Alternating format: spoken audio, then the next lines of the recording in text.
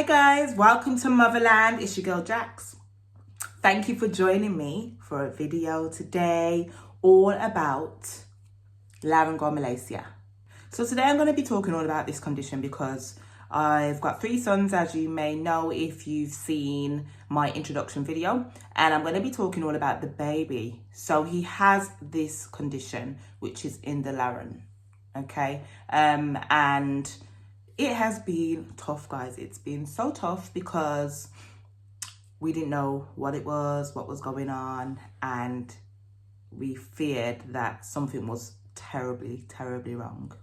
So let me just kickstart with telling you what Laryngomalacia. I'm just going to say it like that, guys, because only God knows how to say it, okay? Laryngomalacia. Yeah, so let me start off by telling you the definition of this abnormality. So on Google it says, Laryngomalacia is the most common cause of chronic stridor in infancy, in which the soft, immature cartilage of the upper larynx.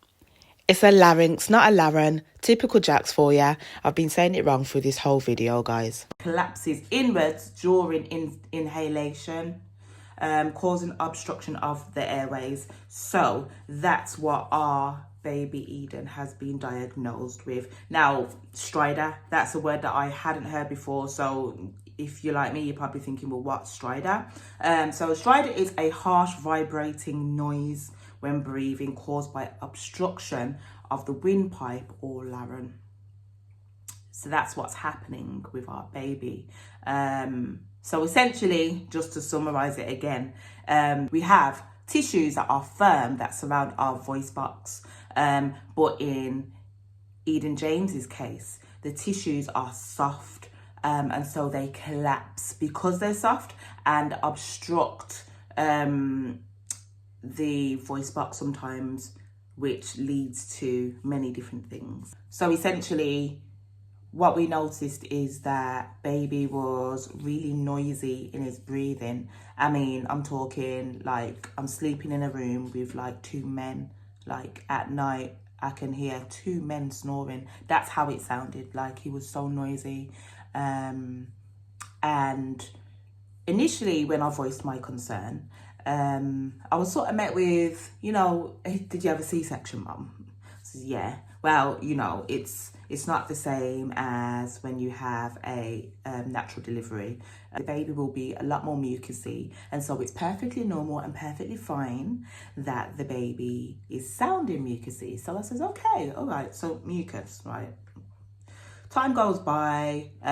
We are now on week 12, so he's 3 months now, and I just kept saying to my husband over time, no, this is not sitting right with me. This is not sitting right with me.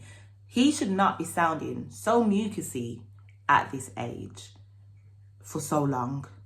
I understand that they say when you go through a natural delivery, when the baby's coming out the birthing canal, that push that happens sort of eradicates and pushes all the mucus out of them. So any C-section babies will maybe be a little bit sick for a bit longer due to the mucus that is left on their chest. But 12 weeks, okay, this happened probably about week 9 that we got on top of it. Week 9 or 8. 9 weeks later, and you're telling me that it's normal for my child to sound like that? Didn't sit right with me. And I want to say to you mummies as well, if something doesn't sit well with you, put your foot down. Put your foot down, because you know your baby more than anyone else does. Follow that gut instinct. Like, it's perfectly okay. Whether you're a first time mum, whether you're a mum for the 12th time, who knows? Doesn't matter. Put your foot down, because what I've learned over time, I've had 3 kids. Now, the first time, I was 19, so I didn't have a clue. So I just went with everything that was said. I didn't challenge anything. The second time, I felt more like, oh, I can speak up a little bit, but I was still a little bit tentative because I didn't really want to rock the boat because they're looking after me and I might poison my food and all those things there. Third time round, I'm like, hey, I've arrived. That don't seem right. Change that, dude. Listen, you got to make it work for you.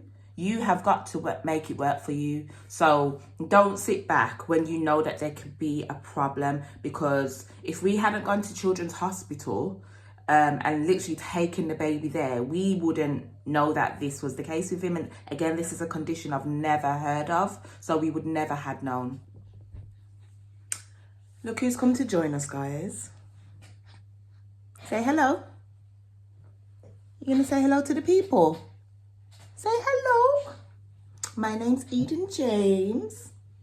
Anyway, back to the video. So, as I was saying, so with Eden now, if you listen to him, he's pretty quiet. Can't really hear anything happening. And there are times where he can be quite noisy, but in the last 3 months, the condition has improved, which they said it would. You don't agree? You don't agree? So when we took him to Children's Hospital and they diagnosed him, I was like, okay, so what happens now? And they informed us that because he had a mild version of the condition, so no treatment was needed, which is great. So what I've been told is that it could take 1 to 2 years for the tissues to develop properly and for Eden to be perfectly as he should have been, back to normal as it was in the beginning. So yeah, so no treatment for Eden. I mean, I'm no medical practitioner, I'm no professional, but I have been told that if it does go past this time, then he may need an operation to help with this. But Lord, you know my heart. Lord, you know his heart. I pray to God that we don't have to go through that stage. But you know what? I do have faith that he will be fine, because as I said, I'm already hearing a massive improvement from week 8 to now, week 12. There's a big difference already. I'm going to drop some sounds now so that you can see examples of what Strider does sound like.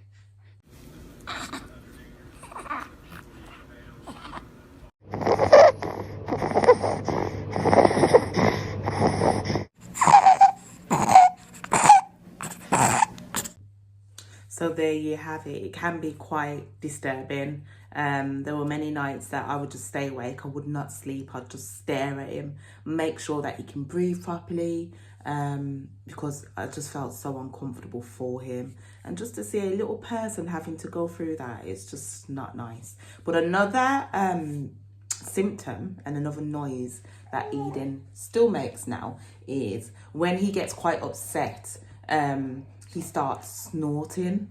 It's pretty strange. He sounds like a little baby pig. It's actually quite cute, but that is another symptom, and it can be like really embarrassing actually. Like if I'm out, or like I was at a family funeral and he started crying and he's snorting, and people are looking like, why does the baby sound like that? And then you have to explain yourself, or you don't explain yourself. You leave them to think what they want to think, and it is a lot mentally, just so many different obstacles to jump over, let alone dealing with the baby who's actually dealing with the issue. But I've just had to really embrace it, really embrace it. And I say the same to you or anyone going through this. You're not alone. You're not alone, and baby will be fine. Don't be embarrassed. Don't feel any shame. I had a lot of mum guilt because I felt like, did I do something in my pregnancy that has led to this? The doctor reassured me that it's something that just happens sometimes, and it's a part of a developmental issue. So it's just that the tissue hasn't developed itself properly, which is what's causing it to collapse on top of the larynx. So don't be too harsh on yourselves, mummies. Always remember that there's always someone you can speak to, that someone else is always going through what you're going through. And that's why I wanted to build this community. That's why I wanted to talk about the downfalls along with the beauty of motherhood, because it can be such a lonely walk, you know, and no parent is perfect. We've all got to do what works best for us and for our children. So I encourage you to keep going.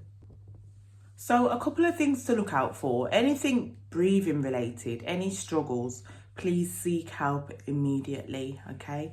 But some of the symptoms that come with this condition, difficulty feeding. So I've had a few moments where baby has found it hard to latch because he's trying to catch his breath due to what's happening internally. If your baby has poor weight gain, if they're choking while they feed, apnea, so pauses in breathing. Sometimes this can be normal in babies.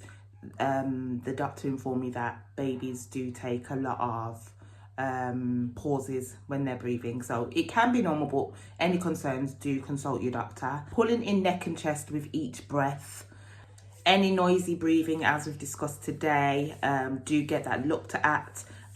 Struggling or working hard to breathe as we've discussed already, and blue skin or drowsiness, please do get that looked into, guys, okay? But mummies and daddies, you have both equally got this. Motherhood is a beautiful thing.